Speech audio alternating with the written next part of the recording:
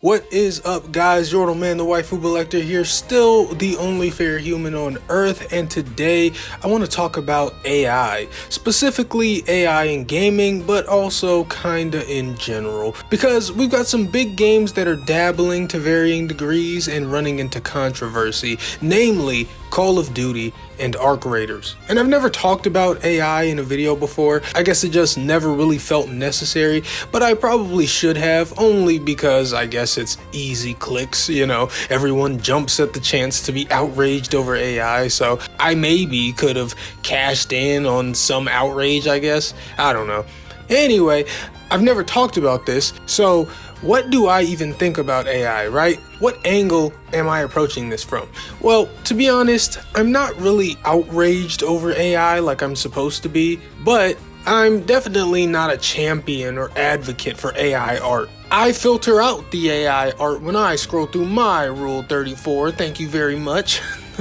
But seriously, I know you don't want to hear this, but the truth of the matter is that AI does have a place in gaming. However, to me, that place is obvious and specific, and AI should be kept in its place. That line is gonna sound super racist when the AIs gain sentience. But yeah, we can use the two games we're here to talk about today as an example of how to use AI and what its place is in gaming. So first came Arc Raiders. Everyone's been having a jolly old time on Arc Raiders, but if you know the landscape of society right now, then you know we will find something to be disgruntled about. And find it they did, because there was some AI used in Arc Raiders, specifically with the voice acting. The player characters' voices are AI generated. Of course, the AI was trained and is based on real people's voices, but those actors did not go into a studio in a recording booth and say all this stuff. And this isn't the first time that Embark Studios, the developers of Arc Raiders, have done this. Embark also made the finals, and the match announcers in the finals are also AI generated voices. So, is this actually a problem? Is it actually a gateway to gaming becoming completely soulless and derivative? Well, I don't think so. I actually think the Arc Raiders instance is fine. I don't think it matters, because ultimately, it doesn't sully the integrity of the game. And what do I mean by that? Well, Arc Raiders is not some deep story-driven, narrative-focused game. It's all about its shooting, looting, extracting, and other mechanics. And it's about those mechanics being laid out and curated in a fun way.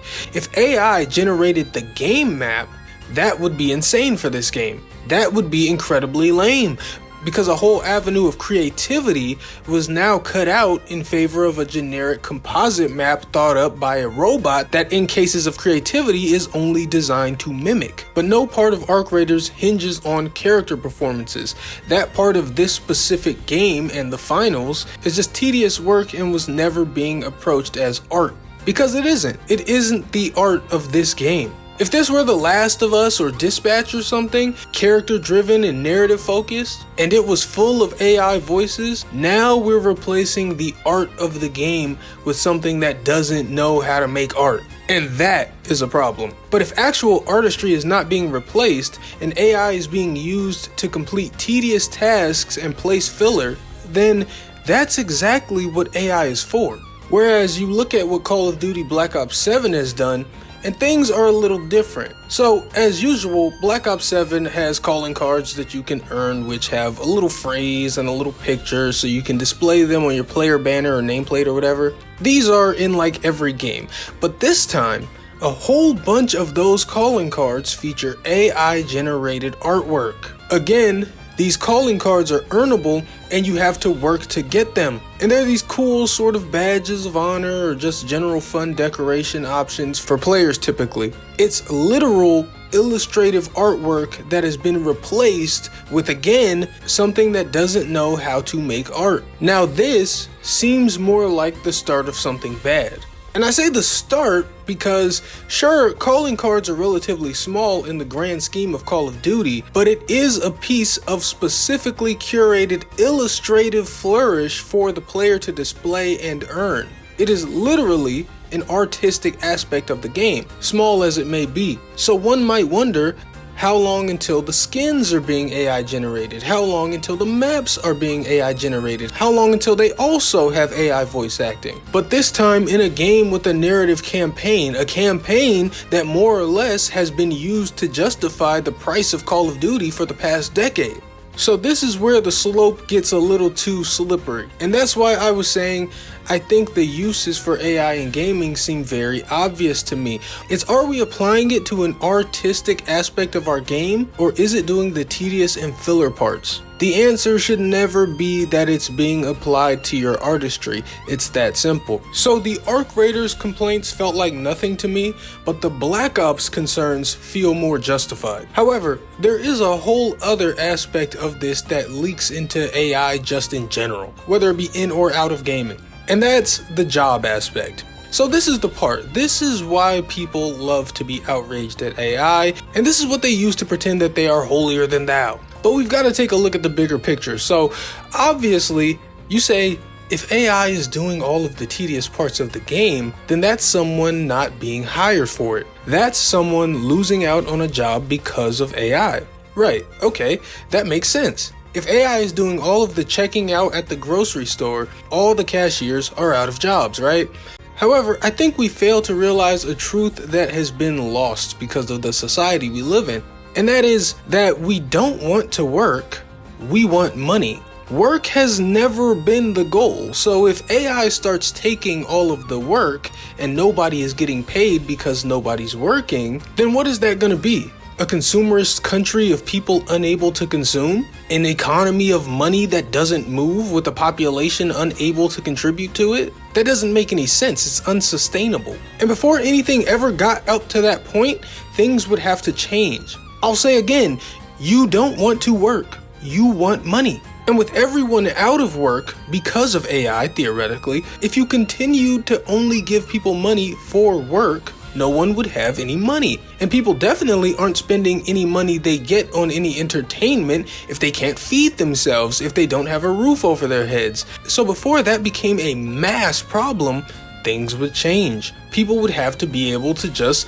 live places. They would have to be able to just get food. They would have to be given an allotment of spending money. And of course there would be better food, better places to live, and more expensive entertainment. But how do you get the extra money to get that stuff with no work? Well, it kind of becomes what people always hoped. You get to follow your passions. Your artistry, or at least what your perceived artistic and societal value would become your means to riches. It would be everybody just kind of doing what they want and doing their best at it, trying to convince people to give them money for it. Maybe a little better than the slaving away for peanuts of the modern society. And yes, in the transition of AI replacing people as a workforce, were that to happen, there would be a rough patch, an extremely rough patch, but we would come out of the other side better because we'll have to. Because in truth, the alternative is your 8 and 10 hour work days for 5 days out of the 7-day week, only to be rewarded with barely enough money to live comfortably. Yeah, that just happens forever to everyone, except for the 1% of people lucky enough to not have to deal with it. So, you know, call me crazy, but I might have to take my chances on AI. Because just remember, guys, nothing changes if nothing changes.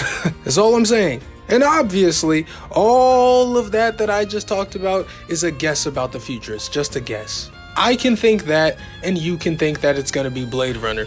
It's all right. But also, if AI is replacing artistry, listen to me, that's nobody's fault but mine and yours. Have some discernment.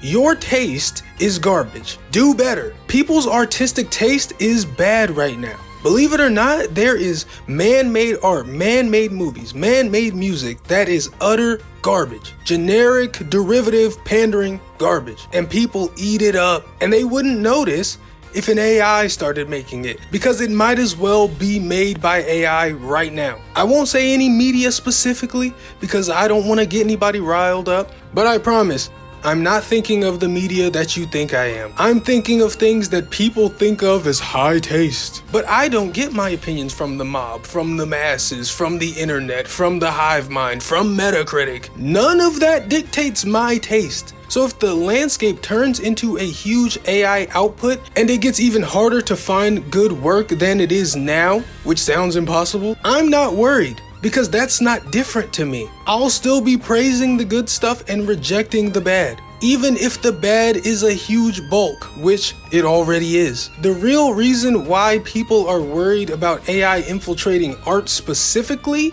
is because they can't tell the difference and they have bad taste. And that's gonna get exposed when their favorite new game ends up being some plagiaristic AI trash. Alright, I'm done. I'm actually done. Sorry, I got realer than I meant to.